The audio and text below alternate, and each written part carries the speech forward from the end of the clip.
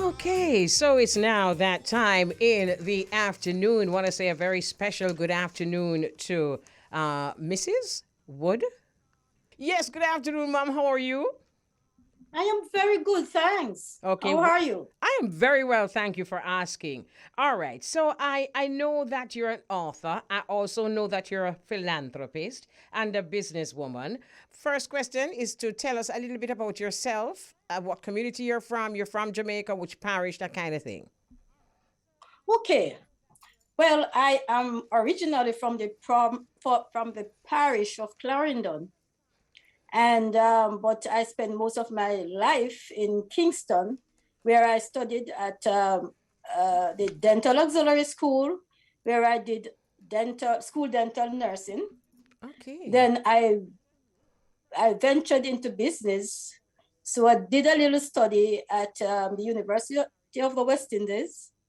And then I ventured into business, where I became a businesswoman You mind telling me? along with my husband. You mind telling me what business? We had the National Pest Control Research Lab, which serves as a pest control company and public health advice. Okay. All right. What is interesting about you is your philanthropic spirit, and you are the founder of Love and Hope Ministries. So it's a humanitarian group. Tell us a little bit about this foundation that you formed. Okay, Love and Hope Ministries is really a humanitarian support group. And this was formed about 18 years ago in the year 2003. I think I got this philanthropy spirit from my dad. And it's just like there's a passion to help those who are in need. Okay. And I began with the children because I think that if we nurture the children, they are the leaders of tomorrow. Mm-hmm. So we began with the children along with a strong board members of about 10 professionals who I would say who can counsel and encourage and nurture these children. Okay, so you chose a special child, and what's special about the children that you actually chose? When we began in the year 2003, we began at the Seaward Primary School because I was working, my office was somewhere on the boulevard where I would see some children from the nearby high school, Calabar. Mm-hmm. And these are young men who would drop out of high school and just hanging out on the street. When I inquired of them, what is the problem? They would say that they have no money to buy lunch, their parent might have died or unemployed. Mm-hmm. So that pushed the spirit in me to begin. And we got in touch with the principal, the then principal of Seaward Primary, who was then Mr. Ansel Thomas. Mm-hmm. And he was the one who invited us into the school with great joy to begin with the children who were less fortunate. Right. So he introduced me to the guidance counselor, and she chose the children who were really in need, those whose parents were absent or were incarcerated, or a parent might have died because of, young, and the children were left to the grandmother who is unemployed. Right. You know So we something? worked. Yes, go ahead. So you worked? So we worked closely with the guidance counselor, and she knows the need of the children. She cries when they cry, and she sees when they are hungry. And so she would choose the children from different classes. Right. So my group and myself would get into the school where we nurture them, motivate them, give a check to the principal for lunch, and give them clothes so they can go into school, into church, and become role models in their community. Okay, let me ask you this though. I mean, a lot of people have groups, foundations, and they help these at-risk children, which are the children that you prefer to help, the ones who really need it. Tell us some success stories, because it seems as though we're hearing a lot about these foundations. We're hearing a lot about these interactions with at-risk children, but then the wider society does not necessarily reflect all of the work that has been done because of the crime and violence and that kind of thing. Give us an example of stories that you can tell about children that you have mentored who have made a difference to society. That's a very good question, because we tend to highlight the bad stories. True. And there are a lot of ray of hopes, True. But the children have excelled. Just last September, we celebrated our 18th anniversary, and the principal from Seaward was telling us of children who have become police inspectors, teachers, and children who have gone through university. And I have seen children who has been through this program, who have lost both parents and are now excelling in the private in the world of entrepreneurship. Okay, great. I have seen many children. I cannot even enumerate them one by one, because of so many. but there are many success stories, Right. which if you should go on the website, you may have seen some of them. Okay, we hear it on the news all the time as we come in, people like yourself with this humanitarian spirit. Because oftentimes we hear on the news, this person died, this person was shot, gang-related incidents, this person gone up a jail. And we always think about their families. How are they faring? What are they doing? Children left alone, both parents gone. And, instead of thinking about it, you are actually going out there and finding them and mentoring them and counseling them. What would you say is one of the greatest needs among this group of children you have identified? I think the greatest need is to give them hope. Most of these children have grown up in the inner city without parental guide, because sometimes the one parent who should be there to nurture them is so busy working 2 jobs or trying to see the other 6 children getting uniform, lunch, and so on, that they don't have the hope and the love that is supposed to be given them. Mm-hmm. So what we do in Love and Hope Ministries, we show them love. I have written a book, especially for these children, A Rose for Your Child. Wow. And this book, we would read to them how to be a special child, how to get the rose out of you.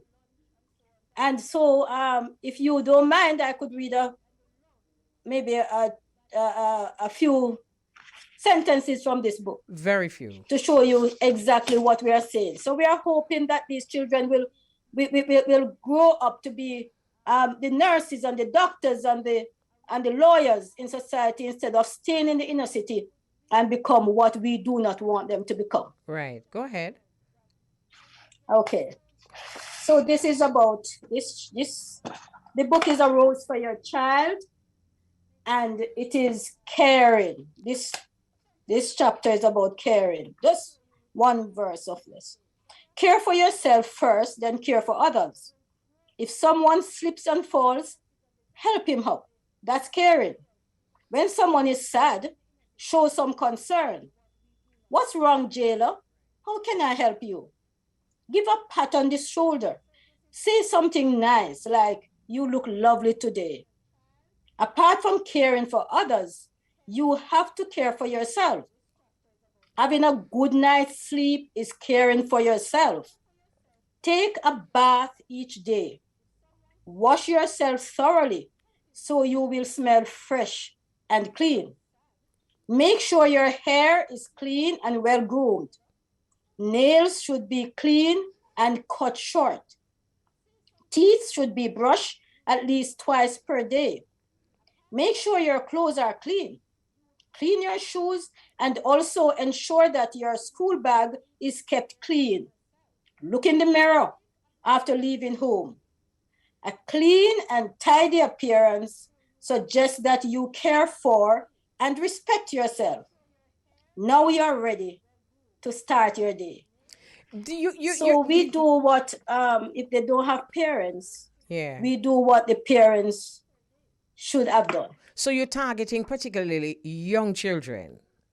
Young children, yes. Most of them are from age 6 to 12. All right. You mentioned, Mrs. Wood, that a lot of times parents are so busy trying to take care of the children that they just don't have the time to do some little things that they really should find time to do. And this brings us back to the days gone by when it was a village that raised the children. And I'm looking at a picture of you hugging those children, and I'm thinking to myself, you said, one of the things that these children need a lot of is hope. And, there is a picture of that hug. And I'm sure they need those hugs. Yes. Okay, let's talk about... It really takes a village to grow the child, but in our days, we saw where the auntie and the grandmother were there for us. Yes. And every other person in the district was there for us. They would call us out if they see us doing anything wrong. Mm-hmm. But I think time has changed, really. Yeah. So each person should make it their duty to take care of a child who is neglected. Absolutely. All right. I see that you visit children's homes, and I can see a picture of you with children who seem to have disabilities, and you volunteer there also. Tell us some of the help that you get with your foundation. We normally have a banquet each year, which give us a jump to take care of the children, because it costs us a lot. It takes a lot to care. And because we give them lunch, we give them take-home packages. Because most children, when they go home, there is no dinner. Yes. So we make sure when we visit the school, they have a packed bag with protein and rice and maybe cornmeal and something to make sure they go to their bed with something in their stomach. Right, right. And so we would have a banquet each year, but since COVID, 2 years now, we haven't had any fundraiser. It means that we are now even appealing to people who have a yearning to help children, to comfort, and assist wherever you can. We also have 2 chapters, one in New York, small chapter in New York, and a small chapter in Florida. But COVID has hindered fundraising too in those 2 countries. So we are having problems with that. But we have hope. We have hope that people will see this as an initiative that they can give into. Okay. Okay, final word as we wrap up this conversation. What would be your final word to those listening and hearing your conversation? What message of, I see you love that word, hope. What message of hope would you give to those listening? I would say that in the next 50 years from now, none of us would even care about the car we drive, the brand name shoes we wear, or the clothes that we think make us pretty. But it would mean a lot if we would touch one life and see the smile radiating from that life, because we dare to care. We dare to push that child to a higher level, and that child can realize their true potential. Wonderful. That's a wonderful way to leave. Thank you so very much, Mrs. Wood, and all those who help you along the way, especially in these times when things are not as plentiful, as abundant as we would like them to be. But for those who find the time and find a little bit to give, bless you all and keep... Thank you too. Keep It making was a those children pleasure smile. Oh, you're most being welcome. interviewed. Most Thank welcome. you. All right. Thank you very much and continue to have that philanthropic, you know what I mean, spirit. All right. You have a good afternoon. We're going to take a break. We soon come. Talk, Sugar. Talk and make them chest your levels. Sugar is here. All right. All right. All Beautiful. right, loud and clear. Loud and clear. So we're waiting now for Beauregard. And what happens at this time in the afternoon is that we stream live to the tri-state at this area at this time. So the interview is going to be heard in the tri-state. And of course, you know that Beauregard is the host on Irie Jam Radio at this time. So you're going to be interviewed by not just me, but also a wonderful gentleman called Beauregard. Oh, Beauregard is there. He's listening. No? Yes, I'm here. Oh, I'm here, Mama wonderful. Kelly. Okay, so you can see inside of the studio, right? Well, actually, at this point, I'm not able to see exactly what is going on in the studio, but we're working on it. So let me tell you what is going on inside of the studio. So we have live inside of the studio, Shuga. As you know, she was going to be our guest today. And she's in the studio. And in that, what you call over there, sir? Where you are, wherever. The part of the studio too. So we have Black Woman and Child. Can you imagine? On International Women's Day. So it's actually Shuga and her brand new baby son that cute like trust me as a button. So we're gonna be talking. But before we do that, what's up your side? Everything all right on this side. You know, it's International Women's Day. So before I do anything else, I want to be sending some love to all the women. Thank you for your love. Thank you for caring and your nurturing, you know, for motivating and inspiring us. Those of you who empower each other, big up yourselves. And, you know, people like yourself, Mama Kelly. You know, happy International Women's Day to you and to the whole staff there, Nikki Z, Cinta Shea, Jules, LaFane, Abs, Athena, Jillian, Trisha, the whole family there at the Bridge 99 FM, all the women. And over on this side at Irie Jam Radio, you know, Miss Janice Julian, Miss Adana, Amber, Ariel, you know, to all the women on 93.5 FM. Bless up yourselves on this International Women's Day also. Wonderful. Couldn't be said any better. And bless up all the women in your life on Definitely. this International Women's Day. To my wife, Natifa, to my sisters, and to all the women who have impacted my life in a positive way. Definitely. Beautiful. Absolutely. Isn't that wonderful? Yeah, man. All right. So you're going to take it in on. Go on, give a little news. Go on, give a little news there. Well, COVID, the infection rate is way down on this side right now. We're not seeing any signs of COVID. The governor announced that, you know, for the past 10 days, it's been at below 2%, the infection rate. So as COVID goes down, we see where gas prices are going way up. You know, it costs an arm and a leg now on that side. I look like I have to go invest in a little moped or a scooter for the summer. You know, which was something I was thinking about, you know, for the exercise vibes or maybe a bicycle, something to that nature. You can imagine. You can imagine me. No, me should I invest in a bicycle? Can you imagine me riding from St. Mary to town? Yes, and back. Yeah, man. me say, Beauregard, this morning I went to the gas station before I came over. And so help me, $5,000 worth of gas. All know me no see the needle move. Me say, when them needle now move, me say me have to look for the something good for see if I really 5,000 them put in there. And the man they argue with me. I say, it's 5,000. Me say, yeah, but it don't look so. Pure argument. Just a dripping out of the tank that I don't do nothing. Nothing. Yeah, I tell you. Can and you all of this from the war that's, you know, raging on, you know, still we see more sanctions coming down from the United States and NATO. Biden announced today that the U.S. will stop importing oil from Russia. We're going to see how that is going to affect the rest of the world because, to be truthful, Russia is responsible for 12% of the world's oil and 40% of Europe's oil. They are the third largest exporter of oil in the world and the third largest producer of oil in the world. So we're going to be watching that. You know, as oil gets expensive, everything else gets expensive. Yep. You know, it affects everything. So Yes, we it definitely does. have to watch that. And also we see a lot of humanitarian efforts going on this side also for the people in Ukraine. Firehouses and community centers and churches, bars and police stations, they've been taking items to ship over to the Ukraine to help those in need. Yeah. Very necessary. You know, sometimes we're glad that them things that go on, but we kind of wish it did go on when all people need help, you know? Right, true. Yeah, you understand? Well, Well, here's another story. One of our sisters currently need help right now. The family and friends of the two-time Olympic gold medalist Brittany Griner are demanding that the U.S. basketball star be released after she was detained in Russia.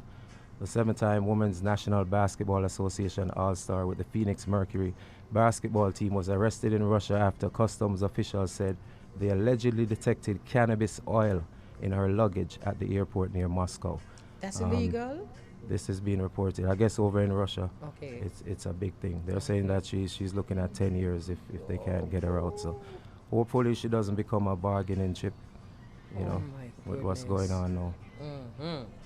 Okay, we see this Shenseea creates Billboard history and becomes the first local female artist to land on 4 Billboard charts simultaneously. And it says, as her fans await her highly anticipated debut album, Alpha, Shenseea is once again showing dominance on Billboard charts. This after her collaboration with me not hear nothing. You locked me off. This, okay, I'm hearing it now. This after her collaboration with 21 Savage landed on 4 charts in recent weeks. Yes. So that's a good thing.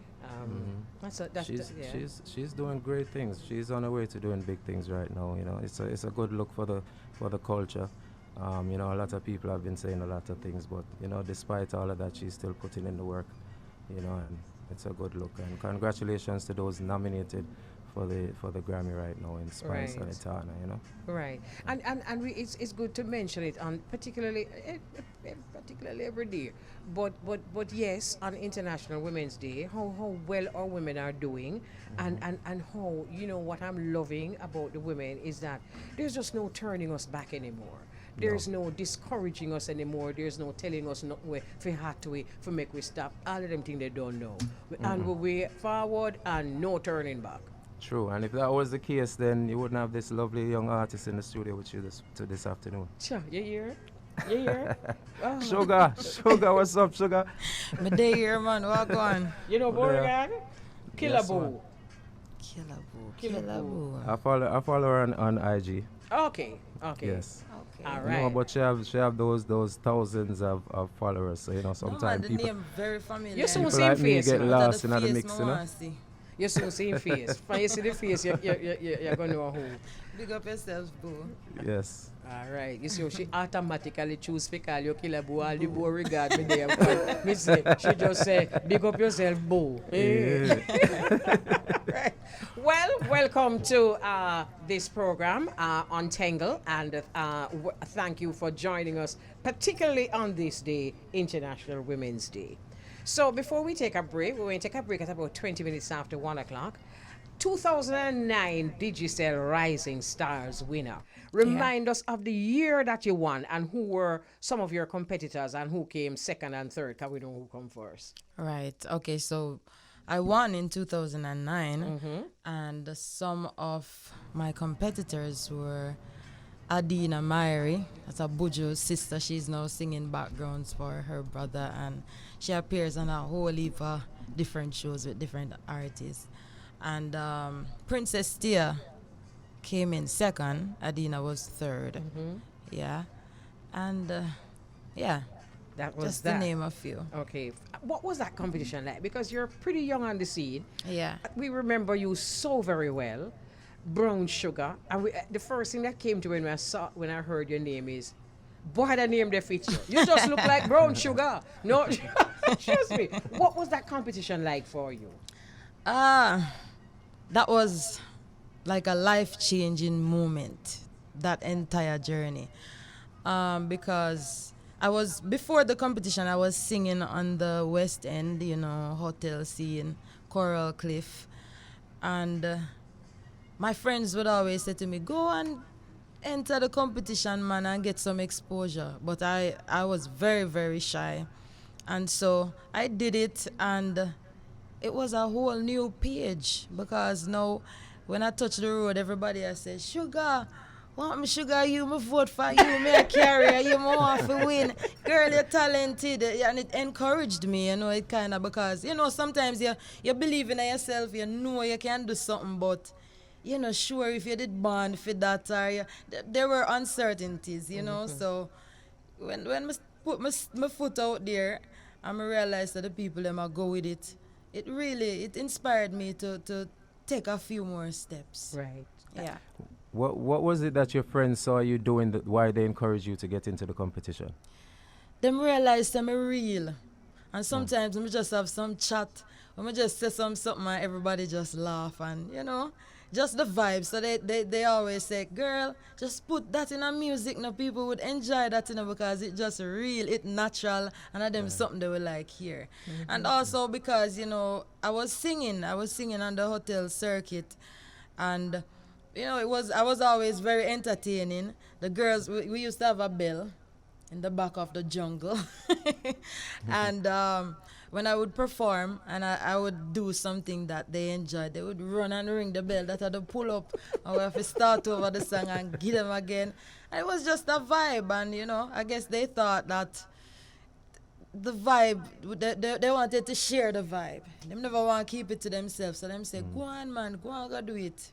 One of the things I love about you, Shuga, I tell Master Griffiths this. In her era, right, she was the kind of woman that women love, men adore, and the people them just give her that go, you go girl. Yeah. You remind me of that.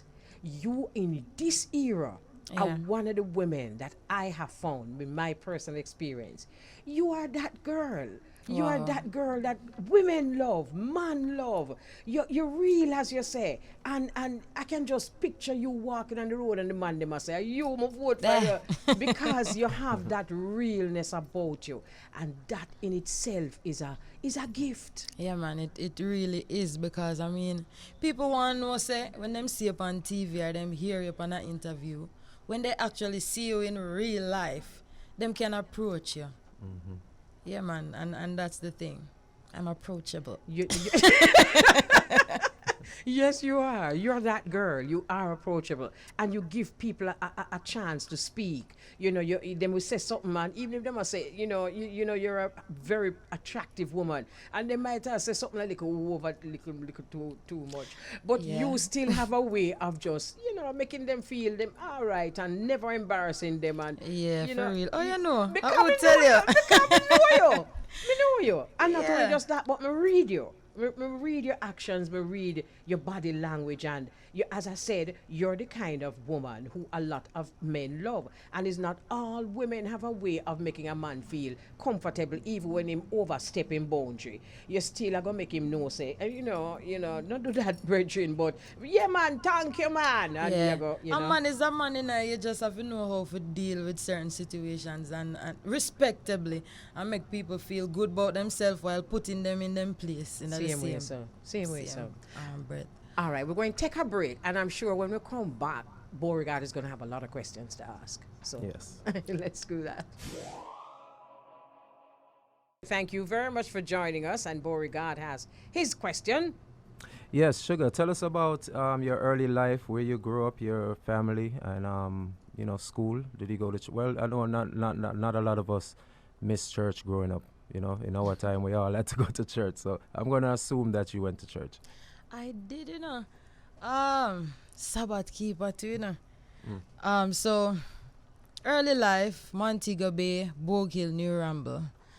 I grew up with my mom and dad and whole heap of siblings. I have to beat my chest when you count, you have to say 1, 2. Yeah, man. A lot of siblings, and my How daddy. How many we talking about? How many? Say again? How many siblings? So you have Monique, Richard, Steve, Trace, Simone, Jillian, Ingrid, Judith. 8 away. No, okay. Plus me, 9. 9. Yeah. So Beauregard, you wonder if she beat you. No, I should not reach my count yet. I have nine siblings. Okay. 9, yeah, okay. All right. So go on talk. Yeah, man. So that was the vibe, and my daddy, him own a liquor sound system, and him always keep the little vibe going in the yard. So mommy always a quarrel. I say, lock off nice in that place, man, cause she a church woman, him a dancehall man. So she quarrel and said, turn off the noise in I play spear noise and make up. So daddy built a bamboo structure and put him sound system there and start keep dance and stuff like that. But even though I'm from a musical family, I was never allowed to enter that dancehall space. So I could have only sit up the bamboo structure and pass it, but I could have put foot in there. Every Sabbath I would be at church with mommy and my siblings, and we were a part of the choir at church, from children to youth to adult choir. Mommy was a choir director, my big sister was a choir director as well. So, rooted in the music from every angle. Right. So that's where you first learned that you really had a good voice and you could sing, from church. From family, because daddy is a drama man, you know. My father is a drama man, so every song come out, him build a version for himself. And when him a bed, that a for him studio, when him a take him look a shower, pure singing a go on. So that plus mommy and the church thing. Yeah, man, right, that's so. Why do I think you take after your father more? Me think so too. I think so too. Anyway, next question. 2019. Yeah. You launched your Femme Phenomenal Foundation. Yeah. And I think on a day like today is very important for us to talk about that foundation. Tell us about the inspiration behind the Femme Phenomenal Foundation. The inspiration came from a true place, but a very weird place. You know, I have a lot of friends who suffer from trauma, trauma from being raped and abused, and I myself, I suffer from the same thing. And you know, just by sitting down and conversing, I realized that a lot of women have been through this thing, and you know, it's serious. Yes, and we need to talk about it, and I felt like we needed to like go into the schools and really somehow just talk to the children, bring it to them, bring it up from there to see if we could implement some sort of change from that age. You know, or somewhat educate the youth. Because when I was in high school, I was raped, and me never tell nobody. As many people don't. Me not tell nobody because, you know, you grew up and you hear said, listen, this wrong and that wrong. So you feel like if a man put him hand on, you know, even though it's not any fault of yours, I just didn't know. I was embarrassed and I was afraid. So I couldn't share it with anybody. So I kept it to myself, and I didn't talk about it until I was an adult. I remember I sent you a message. I wrote a long paragraph, and I sent it to you, and I also reached out to Tanya because I saw that she was brave enough to share her story. I remember. And I was dying when I heard her talking about her thing, and I was like, yo, I really need to open up and say this to somebody because it affect me. You know, and let me just say congratulations, because it's not easy to do. And I remember when you wrote that's your story, your journey. I remember thinking to myself, this is one brave sister. I know Tanya Stevens, wherever you are, you're such an inspiration. I know she inspired you. You went into the schools because you said something a while ago that's very important. You didn't know who to tell. And a lot of young girls suffer the problem of thinking somehow it's their fault. Yeah. And I'm sure this is something that many others have gone through. When you went into the schools and started talking to the sisters, was it therapy for you? Yes, it was. First and foremost, it was therapy for me. Because, you know, every time I would talk, I would bring it up. Endless bawling till my nose I run. But I find myself talking freely about it now, even though a while ago I did that tremble a little bit because, I mean, and it's natural because it brings you back to the moment and I know something where you can't ever get over. Right. That's why I say you are so brave.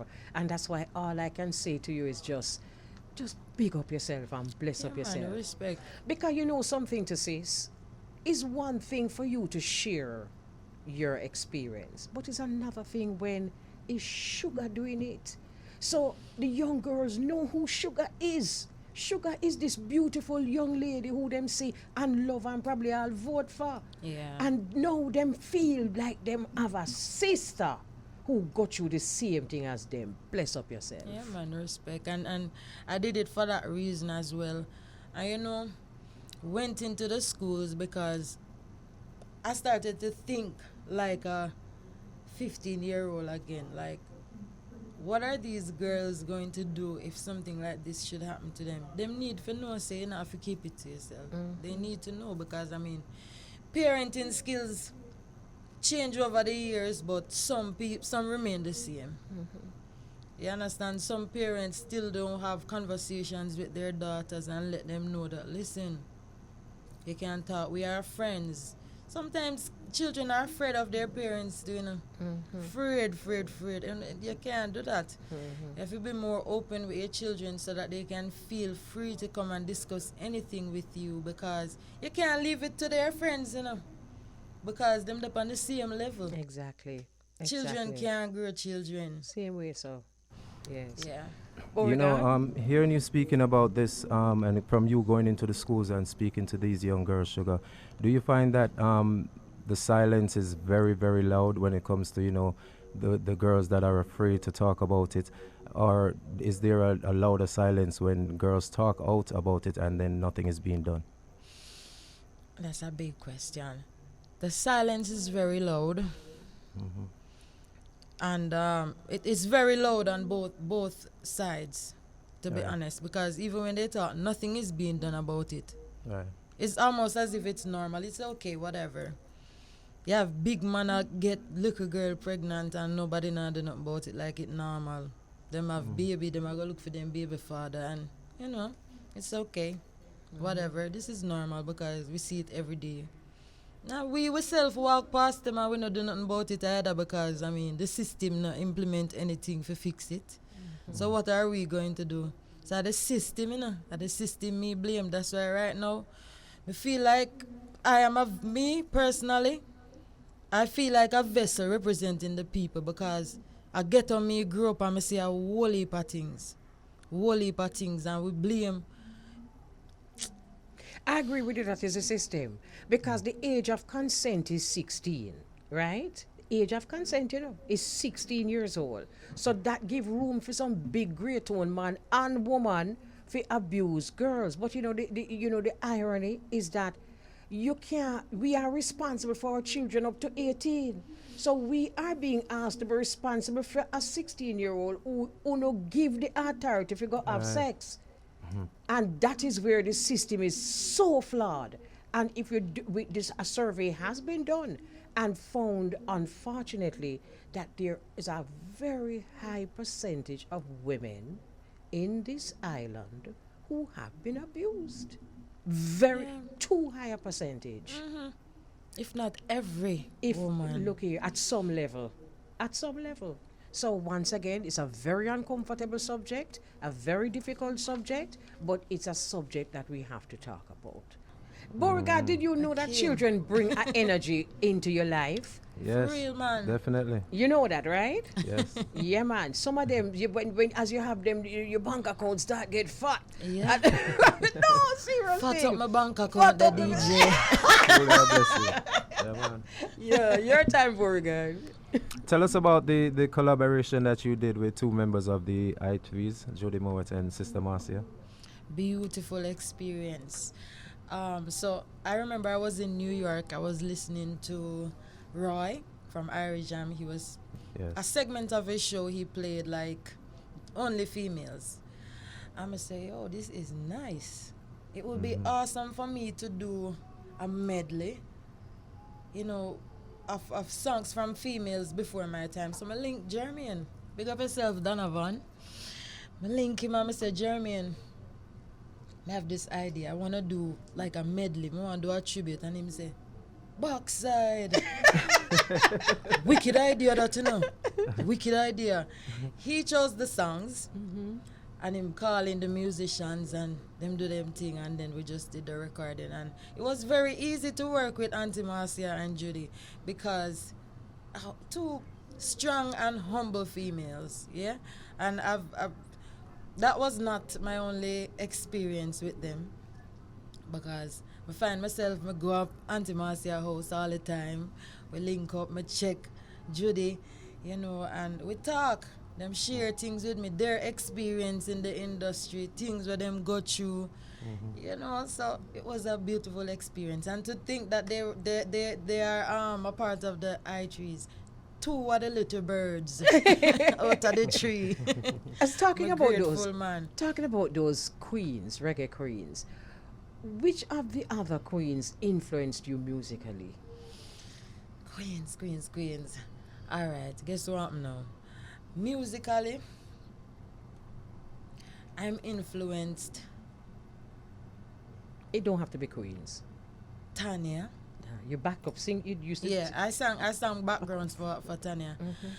I love her writing skills. She's very, very good, and the way how she expresses herself. I love that, and I mean, Queen Ifrica as well. Oh, she rough and, you know, step out. I love that too. I mean, I love all of the female them. That's another thing because that I love them with you. strong, them.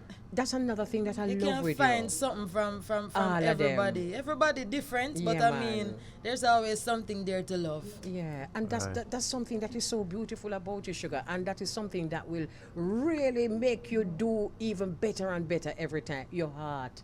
You see that the heart, the way your heart, the heart. You know, in this day and age where we find so many women not getting along, you know, and we asking the question, can't we all just get along? You are someone that really make an effort to get along. Yeah. And we bless you for that. Yeah, man, respect. We're going to take a break, and then your time again, Beauregard.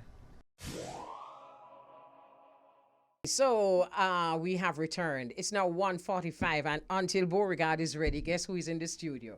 None other than Donovan Jermaine. Happy belated birthday to you as a March born. And of course, you know, him that have to have something purple because it's him that. And one of the good things about Jermaine, as we bless up, you know, ones in the industry, I just didn't expect to see you, but why not? When you always support your artists. Always support your artists. So Jeremy, just come say one nice little thing about Shuga till we're ready. Please and thank you. Come the man. Jeremy said yes. Just speak the truth and speak it ever cause it what it will. Okay. All right, so here we go. That's Jeremy. Don't move, don't go too far, Shuga. All right, Shuga. Hold on. Yeah, go on. Okay, I think Shuga is one of the most committed, talented young lady for the place. Oh, good. You know, and sometimes the journey takes a little longer than for others, as probably for her. But I always tell her, cream rise to the top. Always rises to the top. Always. Absolutely. That's You know, so she must just continue doing what she's doing, and she's on a different mission now based on the lyrical content of her songs, and that is growth. Right.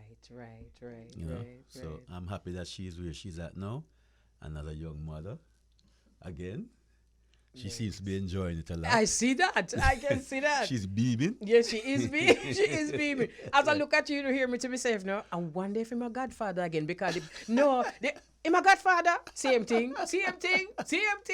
Oh, they love give you a godfather. So you have out your lap now. Me say me could not tell from the word go your godfather. So your godfather again. Look so. A great godfather. Because I happen to know some adults that your godfather fan. You're in them life. Same. You choose a good godfather. Yeah, all right. So Shuga. All right. Beauregard, you there? Yes, I'm here. You see me in a KC mask. Yeah, man. Happy belated, Donovan Jermaine. Bless up. All right. You go ahead, Beauregard. Now, Shuga, in 2020, we saw that you were a finalist in the festival song competition. Yes. What was it like putting together a song to represent the country and the culture in 2020 in the festival competition, and what was the experience like? It was very easy, you know, because I mean, Jamaica is a beautiful place. It's easy to talk about what we see and how we feel. You know, the people feel good. And I mean, the music is nice, the place nice, the riverside, and we know what we put in there for really expose to, you know, to everybody. It was a very, very beautiful experience. I mean, that year was star-studded. Buju Banton, a whole heap of Toots, Freddie Lost, Papa Michigan, Bugger Star. yeah man. So I was very grateful to be a part of that year. Even though I not win, I got a lot of exposure, and you know, that's good enough for me. Right. And I represented my country well. Right. It was a very beautiful song. One people, oh, one country, oh, hey, spreading love everywhere we go. Because that's how we stay for real. Absolutely. If you check it, anywhere we go, we left a mark, and the people them are going to remember. Because I added that, you know, with accent, the food, Lord. So what you working on here now? Okay, so presently, my new single that was recently released, Dear Mr. Government. Very topical, very good, and it's also self-explanatory. It reflects the sentiments of the ghetto. And I always say music is a beat for every mood and a melody for each emotion, and that song for me is the mood of the ghetto right now. Okay. Yes. All right. So I guess people like myself and Beauregard will get our copies very soon. Yes. me send you a copy to you a long time. I went there. When they? Later, me will fight him. When they? We'll fight him later, man. Wait there. Me don't get it, John. Wait. You don't get it. Look here. Wait there. All right, I will get it. Don't worry. Also, I'm just troubling him. What? No. Yeah. Yeah, we can play it. You have it? All right, we soon play it. All right. Me just a trouble him. Me soon give me. Yeah, All right. man. All right. Also, we can't forget the album. Mm-hmm. Been working tirelessly. Every time I think me done Jeremy and say, you're not done yet, you know. Go on, right. I'm like that still, because I mean, I realize that as I go back to the drawing board, I find good songs. Mm-hmm. Good songs. So much that sometimes when I listen to some of my record before, I say, but I want to hear that, you know. Why? Nice songs. Because of the growth. The growth. And direction. You Yeah. understand? Because before, I used to just love hear myself on the radio. I want to hear myself and I want famous. But now it's a different thing. Yeah. You know, that's one good thing about Jermaine, you know. I know that it is not easy to have a relationship with somebody who is such a disciplinarian and so hard and, you know, come down by you so heavy. But I'm sure, no, me know him. But I'm sure that in the long run, it's paying off. Yes. Yes, I'm sure it is. And I'm learning to understand that now. Yes. Because the other day I said, I made a speech and I said, boy, I remember there was one point when I decided, listen, I'm not stay here saying it because this will take too long. I'm a cut. I'm not just cut. I said, listen, I'm gone because Jeremy, I can't bother with him. I'm slow down and I'm this and I'm. Because you know when you're there in a haste and it's like it's pressure into you know, mama. It is. Because you have people on the road that say, look for when you win and look how this one you go on and the one day and when we can you start compare yourself and you start feel some type of way. Yeah, but none of them people they can contribute. Right. And you know, something that artists have found, and I'm sure Donovan Jermaine will back me on that, there are many artists who have done songs that push them fast. But then when time passes, the song, they now hold them up, you know. So you see the quality song them where a Donovan Jermaine is going to insist that you do. These are the songs that really add to last and add to your catalog. Yeah. And that is what we need right now. That's what Jermaine, that's what we need. Catalog is the word. Yes. Yes, man. You see what I say to you? That's where Jermaine come in. And me love how you're patient, you know, because you just watch her and say, oh, yeah. But you know she's going to come back, don't you? Sure. You need to go to get experience, you know. There you go. You hear what Donovan Jermaine said? Something to compare. Yeah, man. You hear what Jermaine said? To compare with, it's That true. is it. That's what Jermaine says. Sometimes it's good to you know, let them go and let them find out what is out there, and and then they come forward. All right. So Beauregard. Yes, Sugar, in the last 2 years, the COVID and pandemic era has impacted everybody's life in a negative way. What's one thing you would take away from the last 2 years and say it's been a positive thing for you? The focus. The focus was a very positive thing for me because I get the chance to really sit down and know what I need to do. You understand? And looking around and when I saw what everybody was going through, it made me write some good songs, some real songs. Yeah, so that's one takeaway for me. Final question as we wrap up. International Women's Day. What would be your message to your sisters on a day like today?